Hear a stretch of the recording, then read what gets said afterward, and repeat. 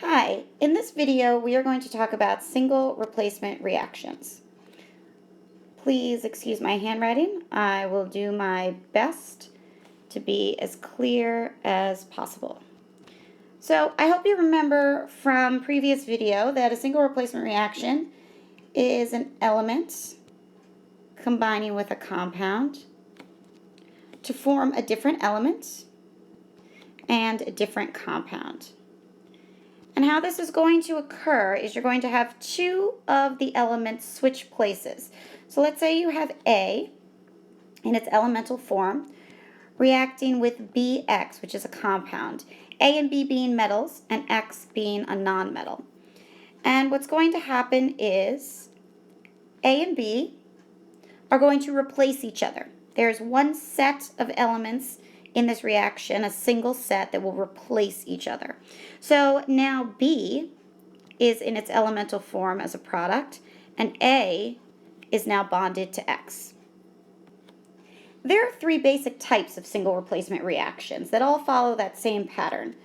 The first one is when you have a metal replacing another metal. And it looks very similar to that ABX example we just did. But let's do a real reaction. What if you have lithium reacting with magnesium chloride? Well, the magnesium and the lithium are both metals, and they are going to be the ones that will be replacing each other. So the magnesium is now going to be in its elemental form, and the lithium will now be combined with the chloride. Now you might be wondering, why does this chloride have a 2 in the magnesium chloride, whereas this chloride in the lithium chloride does not? And you have to remember that when lithium is in an ionic compound, it has a charge of +1, and chlorine has a charge of -1. So when you crisscross those, you're not going to get any subscripts. However, when magnesium bonds to something as an ion, it's +2, and chloride's -1. So when they crisscross, that is how you get this 2 that is down here. Now this is not balanced, but we can do that quickly here. We are going to need to add a coefficient of 2 to make the chlorides balanced, and that changes the lithium. So that is a balanced single replacement reaction where a metal replaced another metal. The second type of single replacement reaction is when a metal actually replaces a hydrogen. This is going to happen when a metal reacts with an acid. So for example, let's say we have calcium as our metal and HF as our acid. Now, there is no second metal present, but the hydrogen as a cation in the acid will switch places with the calcium to make the final products. So hydrogen will get removed from the compound, and calcium will now combine with the fluoride. But we're missing a few things here. Hydrogen, when it is by itself as a single element, is diatomic. So you can't forget that it's H2. And when calcium and fluoride come together to make an ionic compound, you have Ca+2 crisscrossing with F-1. So what we were missing was a subscript of 2, taking into account the charge of the calcium. Now, this is not balanced, but we can do that pretty easily because I think all we need is a 2 there. That'll take care of the hydrogens having 2 on each side, the fluorines having 2 on each side, and the calciums still are just 1. The third type of single replacement reaction that you can have is a halogen replacing another halogen. And I hope you remember halogens are in group 7. So for example, if you have fluorine reacting with sodium chloride. Now in this case, the fluorine here will actually replace and switch places with the other halogen, the chloride. So your products are going to end up being chlorine all by itself, it's diatomic, and now the sodium is bonded to the fluorine as a fluoride ion. And we're not balanced. We have to take into account 2 chlorines on the products, 2 fluorines in the reactants, and that should work. So that's a halogen replacing another halogen. Now the thing with single replacement reactions is that they don't always occur. When you put an element and a compound together, sometimes they do not react with each other and they do not make any products. It's all based upon the reactivity of the elements that are replacing each other. And the way you figure out how reactive those elements are is you use something called an activity series. And here is an activity series. As you can see, one side has a list of metals, one side has a list of nonmetals, and you'll notice these are actually all halogens. And anything at the top of the chart here is very reactive, and as you go down, you get less and less reactive. You'll also notice that hydrogen is over on the metal side. Even though it is not a metal, it will sometimes compete with a metal in a single replacement reaction if an acid is present as one of the reactants. So let's actually use an activity series with the examples we had previously, just to prove that these reactions actually do occur, that when you put those reactants together, you do get products. So our first example that we did previously was lithium and magnesium chloride, and we have to make sure that these products that we had written are actually formed. Let's just balance it. However, the balancing is not going to affect this. The question that you have to ask yourself about whether this reaction actually happens is you have to look at the element that is alone, that is in its elemental form, that is not in a compound. That element is competing with one of the elements in the compound, since lithium's a metal, it's competing with the other metal, which is magnesium. And lithium has to be more reactive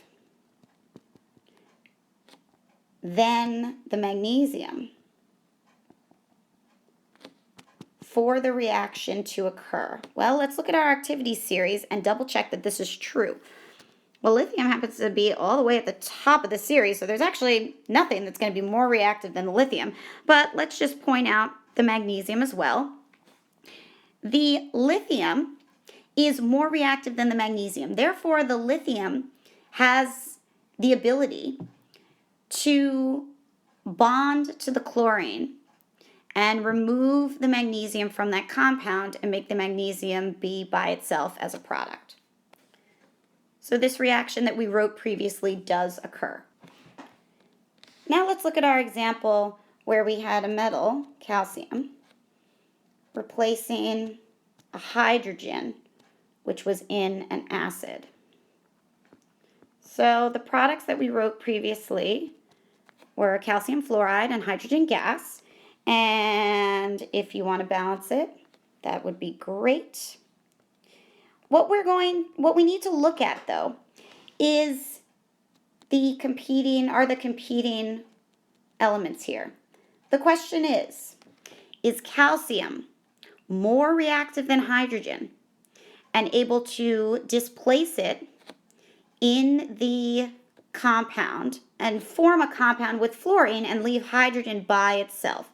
Is the calcium more reactive than the hydrogen? And to figure that out, you got to look at the series. Here's calcium, here's hydrogen. Is calcium higher on the series and more reactive than hydrogen? And it is. So this reaction does occur. Calcium is more